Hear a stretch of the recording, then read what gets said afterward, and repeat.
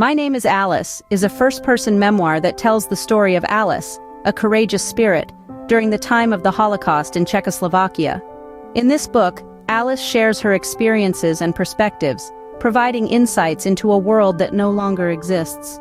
The narrative is accompanied by diagrams of places and streets, as well as a lesson plan for tolerance. Timelines are included for those who wish to understand the historical context. While the book is suitable for readers of all faiths, parental guidance is recommended for younger children.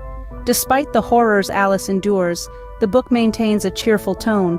With its large print and cream pages, it is both easy to read and captivating. The hope is that readers will be moved and inspired by Alice's story, as a little child leads them on a journey of discovery.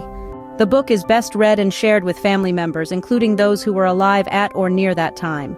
You will be captured by Alice's voice. We hope you will find it moving and life-altering. Available on Amazon.